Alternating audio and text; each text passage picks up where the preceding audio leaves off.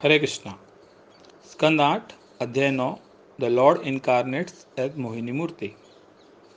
तो हमने पिछले अध्याय में देखा कि दानव लोगों के हाथ अमृत लग चुका है और वो आपस में झगड़ रहे हैं, और तभी भगवान मोहिनी मूर्ति का स्वरूप धारण करके, एक सुंदर स्त्री का स्वरूप धारण करके वहाँ पे आते हैं।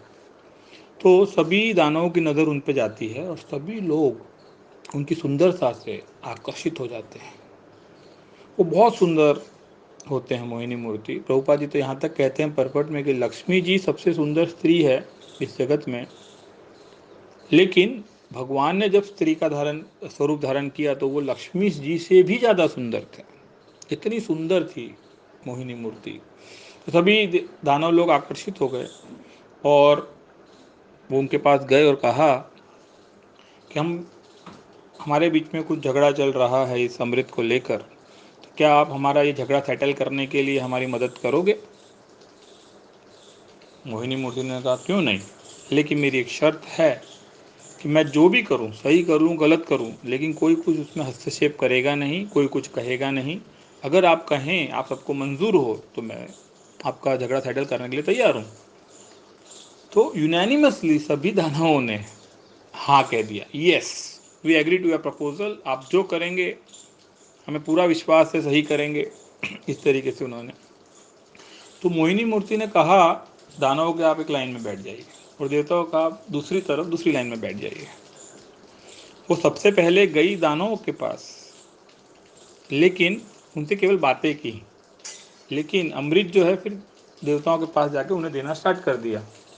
तो प्रभुपाद जी परपट में कहते हैं कि सांप होता है और एक ईर्ष्यालु व्यक्ति होता है। तो ईर्ष्यालु व्यक्ति और सांप जितना ही डेंजरस है।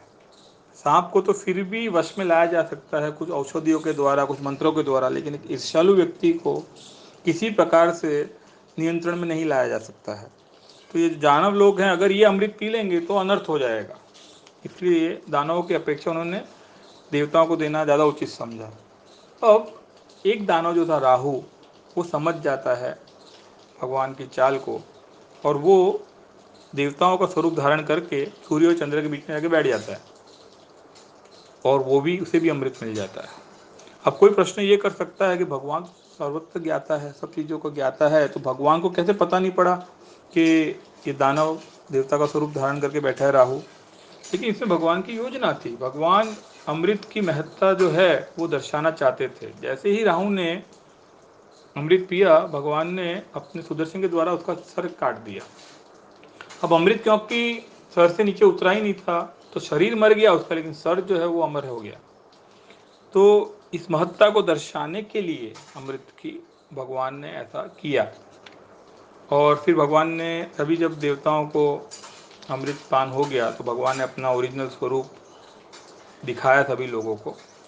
तो यहाँ पे हम क्या देखते हैं? यहाँ पे हम देखते हैं कि देवता और दानव के इंटेंशन तो थे, वो सेम ही थे। उनका जो पर्पस था समुद्र मंथन के पीछे वो सेम था, लेकिन दोनों को रिजल्ट अलग अलग मिले। क्या कारण है? तो भगवान भगवत गीता में कहते हैं 4 अध्याय के 11वें श्लोक में, ये यथा माम प्रपद्यन्ते तान तथा एव भजामि अहम। जिस भाव से सारे लोग मेरी शरण ग्रहण करते हैं उसी के अनुरूप मैं उन्हें फल देता हूँ। तो हम क्या देखते हैं? देवता जो थे वो भगवान के शरणागत थे, इसलिए उन्हें विक्ट्री मिली। तो इस जगत के अंदर भी अगर हम देखेंगे कि अगर हम भक्ति करते हैं तो भगवान की स्पेशल प्रोटेक्शन हमें प्रदान होता है, और इस जीवन काल में रहते हुए भी और जीवन के बाद भी हमें भगवान अवश्य विजय करेंगे हमारे हर कार्य, हर क्षेत्र में। हरे कृष्णा।